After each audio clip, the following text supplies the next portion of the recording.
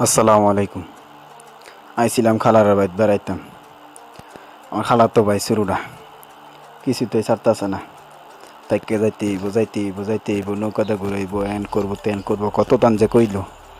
যাই হোক, অবশেষে খালাও কইতেছে কদে কাজগা থাইকা যা বিনপুত, অনেকদিন পর আইসস। তো আমিও আর না করলাম না, থাইকা গেলাম। তো খালা তো ভাই কইলো আইন যাই নৌকাতে ঘুরাই কামড়া। তো আমিও আইয়া সেরা নৌকা তুটে দিলাম গা, নৌকা দিয়া ঘুরার উদ্দেশ্যে। আর বর্ষাকালে পানি না হইলে নৌকা দিয়া যদি না ঘুরা হয়, মনটা যেন কেমন কেমন করে।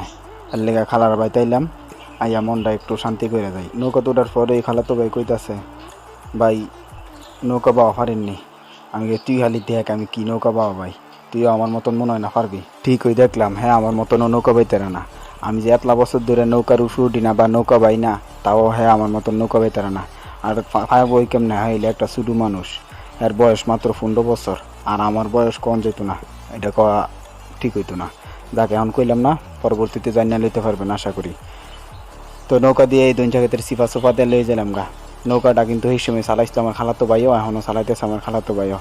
আমি যে সময় নৌকা চালাই, নৌকা একবারে স্মুথে এসাও যায় বইতে। হ্যাঁ, আর হ্যাঁ রাতে নৌকাটা দিলে নৌকা আলি দুলে, আর নৌকার অবস্থা 12টা বেজে জায়গা।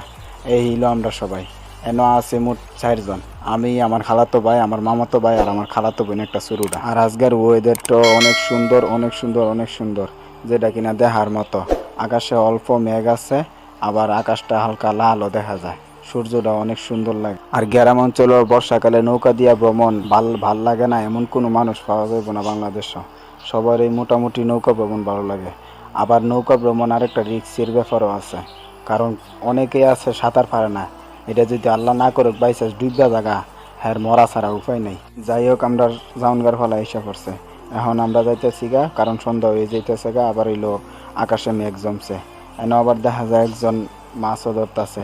এই লোকটা হইলো আমার মামা, আমার স্বাস্থ্য মামা আর কি। এখন নৌকা বাইতেছি হইলো আমি, সেই আগিলা 2 জায়গাতের সিফা দিয়া। সেই সময় ভাই আনিস আমার খালাতো ভাই, এখন নিতেছে আমি। আমার হ্যাঁ ইচ্ছা করে দিছে যে এই সময় আমার গালাগালি করছে, এখন দেখি কেমনে নে। আমার দ্বারা হ্যাঁ কোনো কিছু কইতে পারছে না, কারণ আমার স্কিল বালা, আমার হাত বালা, আমার নৌকা বাওয়া বালা। যাই হোক, অবশেষে তাড়ানাড়ে করে আইয়া ফেললাম বাড়ির কাছে। আজকের মতো এই পর্যন্তই। ভিডিওটা ভালো লাগলে অবশ্যই লাইক করবেন এবং আমার চ্যানেলটা সাবস্ক্রাইব করবেন। আসসালামু আলাইকুম।